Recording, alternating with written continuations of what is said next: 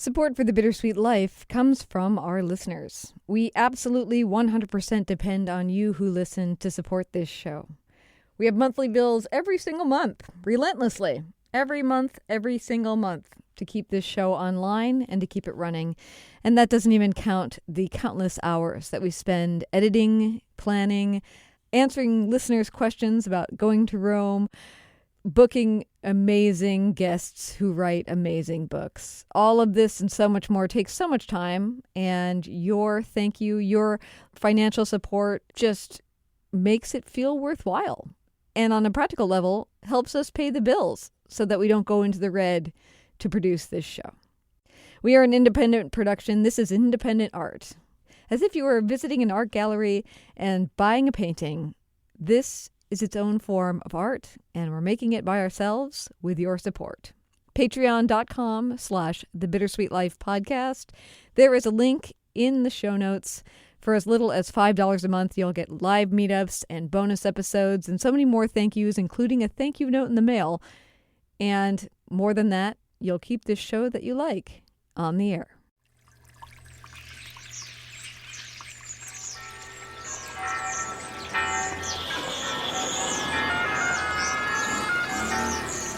Welcome to Rome. This is The Bittersweet Life with Katy Sewell and Tiffany Parks. Hello, this is The Bittersweet Life. I'm Katy Sewell. I'm Tiffany Parks. Tiffany in Rome. Katy actually currently also in Rome right now. Believe it or not, we are currently on our Bittersweet Life adventure in Rome 2024. And we still found time to tape an episode. And we still found time. No. Through the magic of radio, we are taping this before I leave, just to make it a little easy, because as you're hearing this, if you're hearing it on the day it came out, it is day one of the big first day of walking through Rome with our special group of lucky listeners. So, yeah, I don't think day one is the day that you actually also turn out an episode. So this is something that we recorded ahead of time. But I am doing a lot of thinking as we record about leaving, getting ready to leave, all the things that need to be done before I can leave. And so I thought it would be kind of fun to talk about what kind of a leaving your house person are you? Like when you're going on a trip, what do you do to actually make yourself feel prepared to leave on that trip? And I'm not just talking about the fundamentals of like, I stick 7 t-shirts in my bag and, 2 pairs of jeans and a couple pairs of shoes. No, I'm talking about the other stuff that is around you during that period of time. I'll give an example. This is something I've been thinking about a lot, is the way that I clean a house. Now, this is something I'm sure I picked up from my mother, but I like to have things very well ordered when I leave. I mean, not every sink has to be sparkling clean, but if I have the time, it will be, I'm definitely going to make all the beds. I'm definitely going to clean out the fridge as much as I can, empty the dishwasher even. I'm not going to just like run it and leave the dishes in there. I'm going to run it and take all the dishes out of there. It's kind of like resetting. It's almost as if like if I never return again, the house is in good shape for whoever opens the door. Now, granted, I live with 2 cats, and those 2 cats are left behind. And I have people who drop in on them. Some years I arrange to have somebody come stay with them. I'm not sure, as of our recording, what I'm doing this year with them. I have auto feeders and such like that. But it's kind of funny in the sense that like I can clean the house as much as I want. I still have 2 animals that are going to slowly destroy it while I'm gone. If I vacuum the couch, it'll still be covered in cat hair by the time I return. You can't not vacuum when you have 2 animals living in the house, right? So Some of it is for naught. Even so, I don't know. I don't feel right about leaving the house if it's not done. Question. Yes. Do you make sure there's no dirty laundry in the hamper? Like, do you wash your clothes even that you're not bringing? That is a good question. I don't actually know if I probably, I don't know if I've ever paid that much attention to that. But I mean, there's a simple contrast between Derek and me where he had to go down to California for work for a few weeks this summer. And as he's leaving, he's got like 1 hour left before he's heading out. He's all packed. He's ready to go.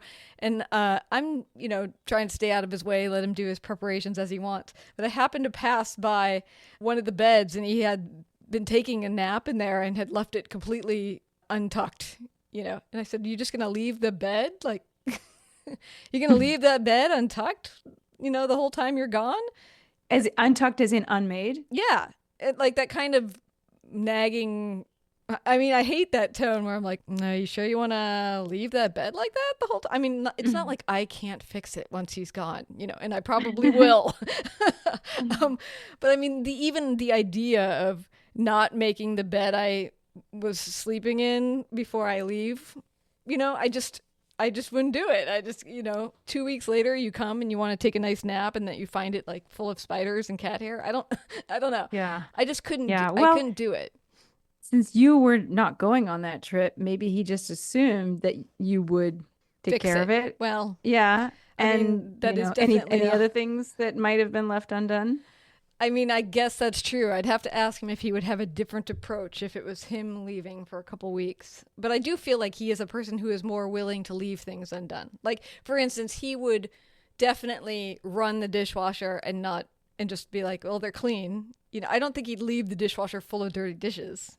But if it was run and then he left the house. I hope not. What kind of a monster what kind of a monster would do such a thing?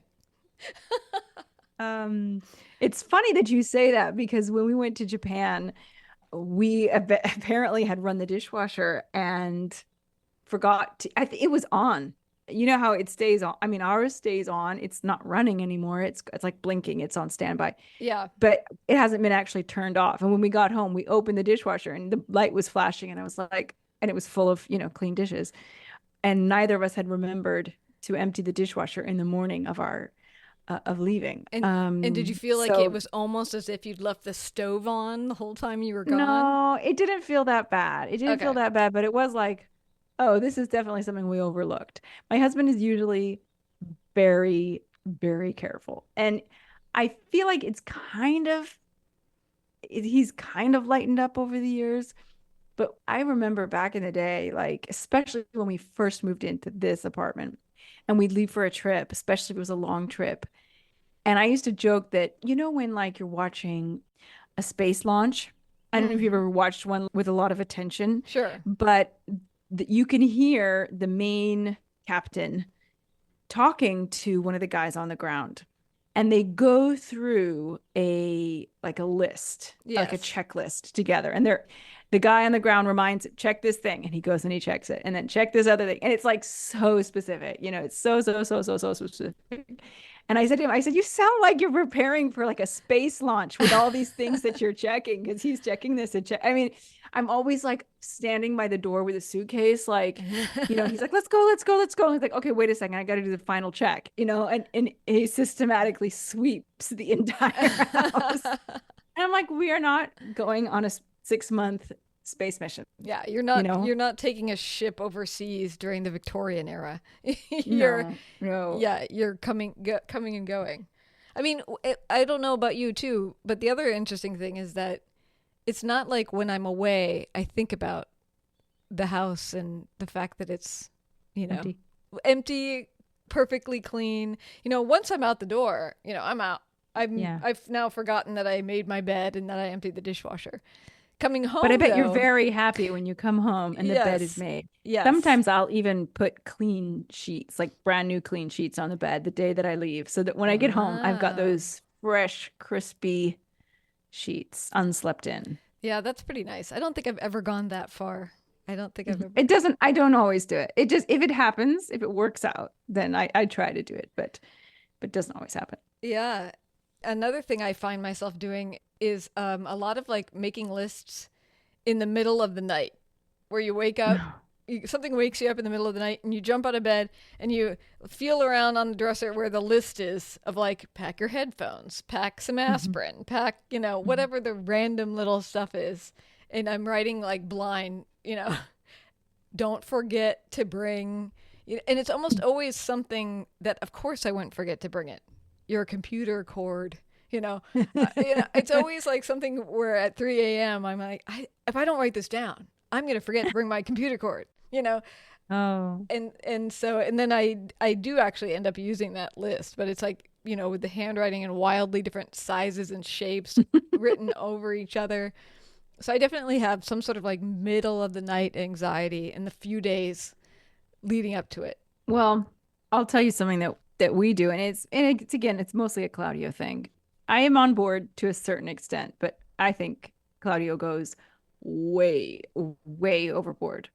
And that is that when we travel internationally, not when we travel in Italy, and not even very much when we travel in Europe, but when we go outside of Europe, we basically bring an entire pharmacy with us. Oh, uh-huh. Yeah, because I don't know, I'm not a big medicine taker. Like Mm-hmm. I try to avoid it as much as possible. And the only pain medicine that I take, I mean, except in maybe like like an emergency, like a surgery type situation, is Tylenol, basically, the Italian version. And I used to take stronger medicine when I used to get migraines. So it's not like I'm against medicine that's necessary, but I just feel like, it's better to, if it's not that bad, tough it out. Yeah. There is that philosophy, that belief that if your body's hurting, there's a reason that it's hurting. And like, I Mm-hmm. mean, the whole fever thing, the idea of the fever is that your body's getting hot to like kill whatever infection is in your body. And if it's hot, it'll kill it, just like boiling water will kill germs. So maybe you shouldn't make your fever go down, or if you're vomiting, maybe your body is vomiting for a reason, Mm-hmm. needing to get rid of, so like there's Yeah. different ways of looking at it. But of course, when you're on vacation, you don't want a minor illness to like Sure. totally ruin your trip. So I get it. We also have a child who in the past was very, very prone to getting sick. And we've been in situations where he has gotten sick on a trip and needed antibiotics that we thank God brought with us.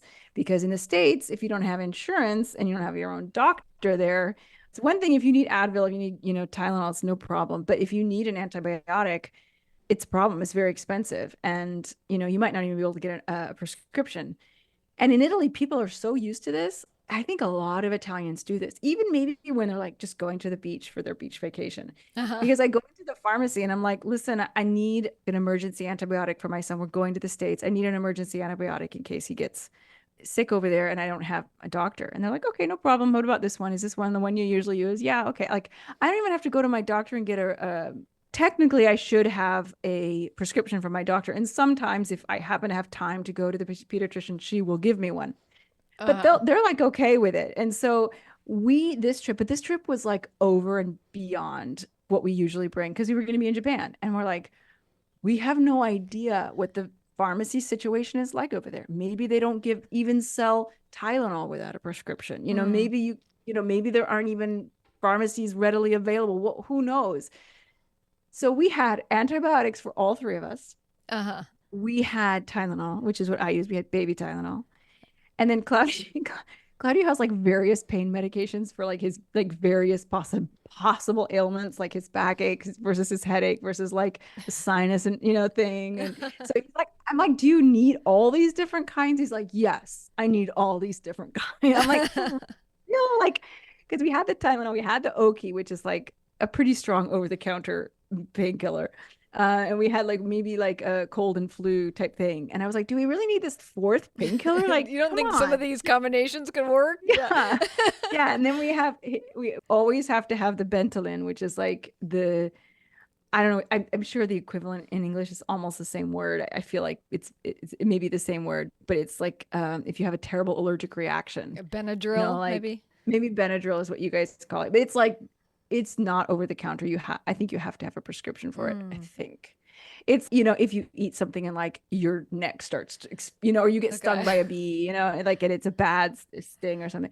It's for an emergency. So we had to have that. And I mean, a bunch of other stuff. I can't even remember. Oh yeah, the EpiPen. inhaler. Yeah, we didn't bring the EpiPen, but we had inhalers because uh, Aurelio used to suffer badly from bronchitis. uh-huh. He hasn't had it in a long time, but like he's like, well, we got to have it just in case because he did get bronchitis once when we traveled. So he Okay. got his inhalers and and then the creams. Don't forget the Okay. creams. Afterbite. He's like, I think we need another afterbite, like one for like really dangerous snakes that might be over there. Like this was the point where I was like, come on, because we had like the typical afterbite for like if you get a bee sting. Yeah. But he's like, yeah, but in Japan, they have like these snakes that are poisonous, and I'm like, You might be just being worried about the oh, trip at this point. yeah.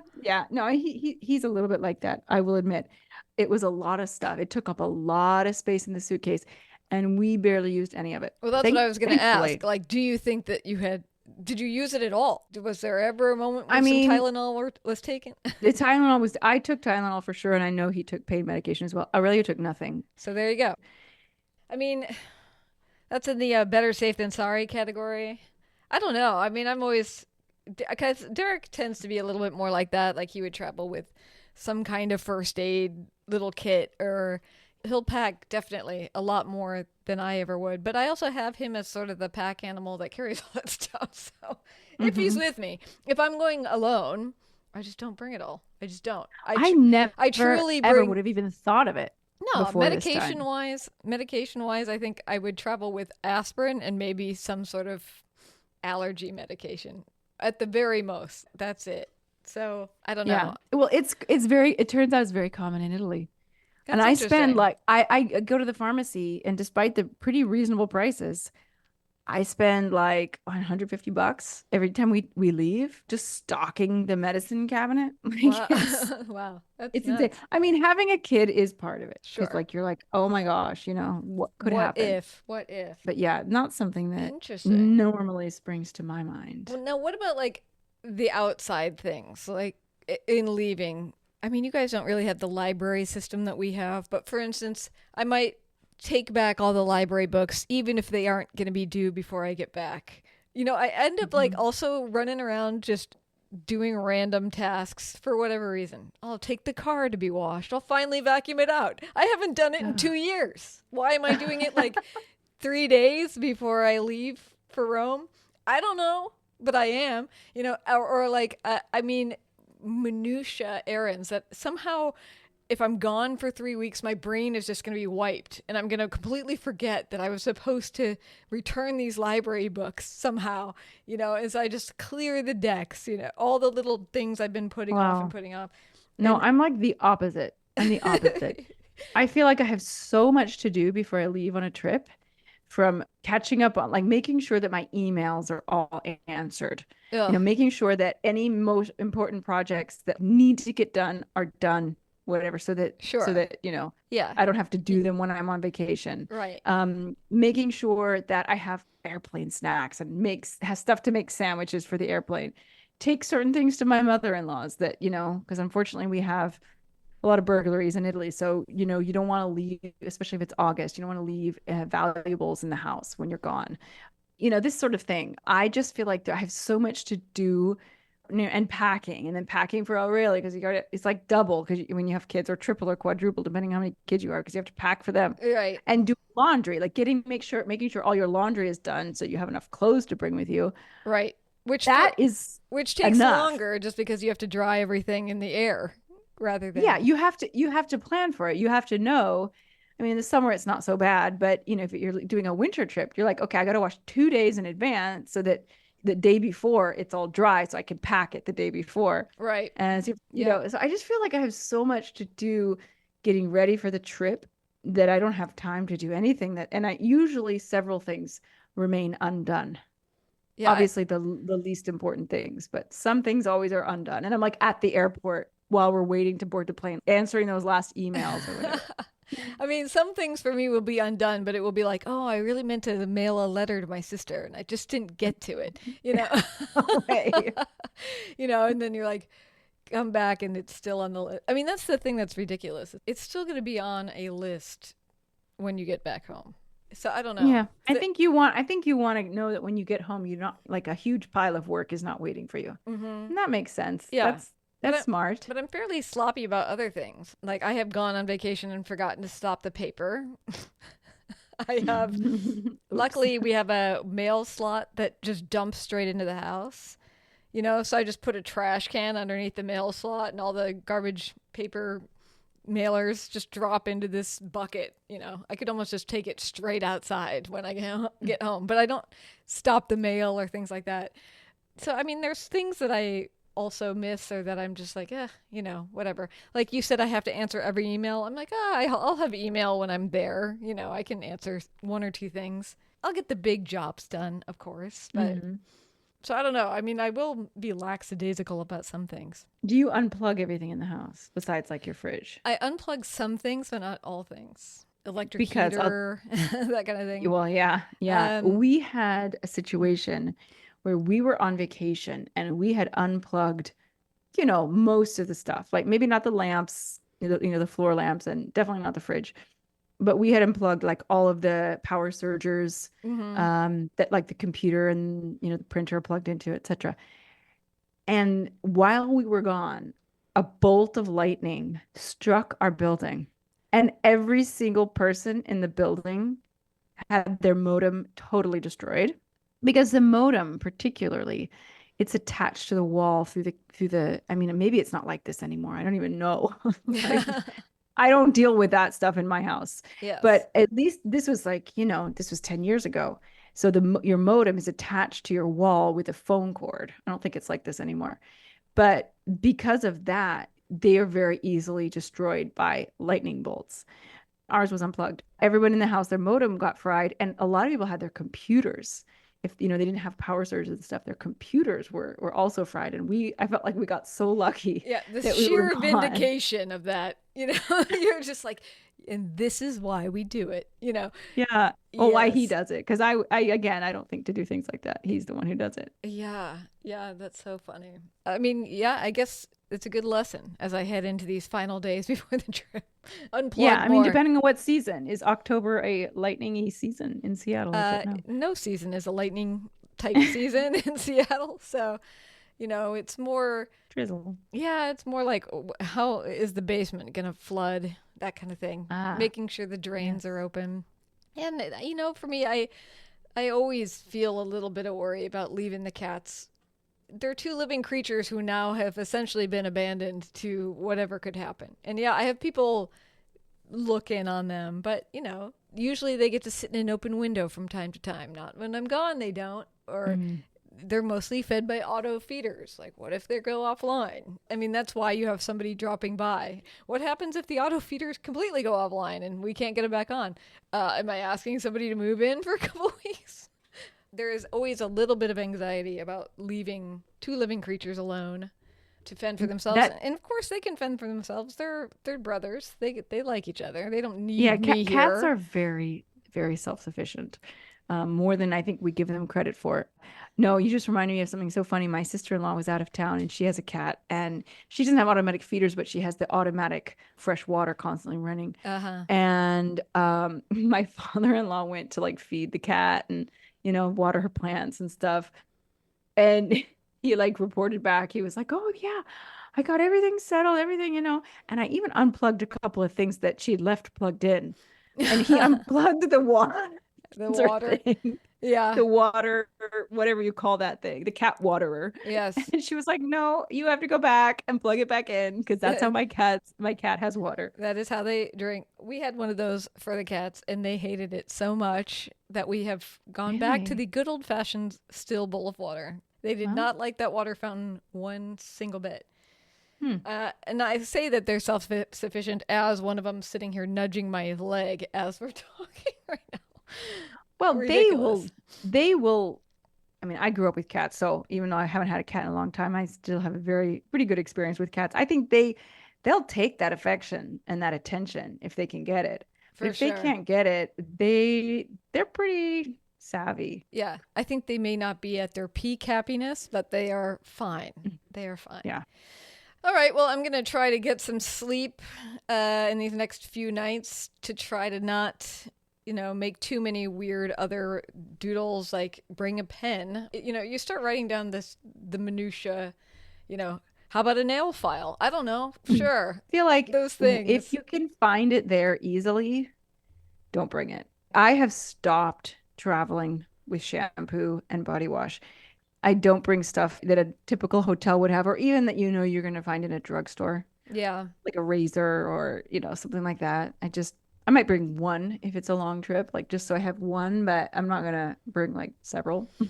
Yes, I'll try to be pared down. Of course, this time since we're meeting all of our guests, I'm remembering stuff like bring Bittersweet Life stickers with me, Ah. bring the booklets that we're going to give them as a gift. So I do have those extra things that add that extra layer of paranoia of like, don't forget this thing, It's I feel like on our last trip, you didn't feel like you had appropriate shoes. I feel like you didn't like the shoes that you had brought. Well, I liked the Um, walking shoes that we did at the tours, but because you and yeah, I I'm had to do talking a about like photo evening. shoot, it's Right. very hard to like pack heels because they take up so much room, And Yes, that that is it's a true. cobblestone street. You're not going to be wearing heels the rest of the time. No, get It's some just for that wedges. one day. Yeah. Well, we're not doing that this year, so I don't believe so. So Yes. you will not need them. That's But the what one was I going to problem with say? travel is you will never see me at my most elegant because I can really dress up here in the city of Seattle. I cannot do that abroad because I just won't. I don't have enough space in the luggage. So Yeah, but I feel like dresses, like they're it's like the clothing that takes up the least amount of space. You just roll it up and stick it into that spot where nothing else fits. depends on the dress. Like longtime listeners to the show who follow us on social media have seen a picture of me with you where I'm wearing a blue polka dotted dress. We have several pictures of me in this blue polka dotted dress. That dress is so much fabric and it's so heavy that it cannot Mm. even exist outside of wherever I am currently living. It is here in the city of Seattle until I decide to move elsewhere. It is not ever going anywhere electively. So I do have certain things like that where it's like they look so good and yet there's no way you could ever take them anywhere. They're just too much, too fussy, Yeah, too like your big, leather cape. like my leather cape. My leather cape. Am I remembering wrong? You do have or you did have a leather cape, I right? I don't remember why we talked about that, but I think it was about gifts it that was people about gave us gifts that that we we didn't didn't want. like. Yeah, I no longer own the leather cape. As soon as I felt like I was far enough from that relationship, I was like, okay, this is so not me.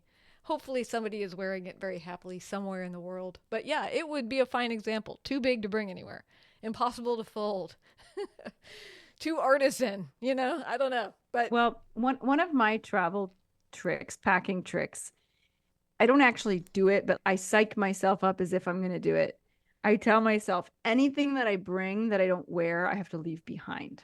oh, I don't mm-hmm. actually do it. So it's not there's not really any true stakes involved, but I really really try. And when I'm traveling, I look at the clothes that I've brought and I'm like, okay, I got to make sure I wear everything. But of Yes. course by that point it's like beyond the point of it. The point of it is to bring less. And I did this trip to Japan go back to my suitcase. Like once it was shut and zipped up and standing up by the door, I went back to it and I took out at least two or three things that I'm so glad I didn't bring because I wouldn't have worn. Uh And huh. at least two or three things I didn't wear. But I was pretty good. I didn't bring that much. That's pretty good. My version of that is you want to leave. What if you find something there that you want to bring back? You need to leave a little You bit of have to have space. You space. can't have it packed Yeah. to the very. So that's kind of my version of that. Not Or that you you're going could to just ditch your bring clothes, but books for me so that, when you take them out, you'll have that space. are there books I need to bring for you? Well, we can discuss that Nah. offline. All right. Well, we will leave that there. This here, we will leave it here, there. And I gotta go pack. Seriously. All right. And until next time, this is The Bittersweet Life. I'm Katy Sewell. I'm Tiffany Parks. Join us again. Bye. If you love the show, take a moment to leave us a review on Apple Podcasts. We love to read while you listen, and your rating might help someone else discover the show. Take just a couple of minutes to let the world know what you think of this show. It means the world to us. Thanks.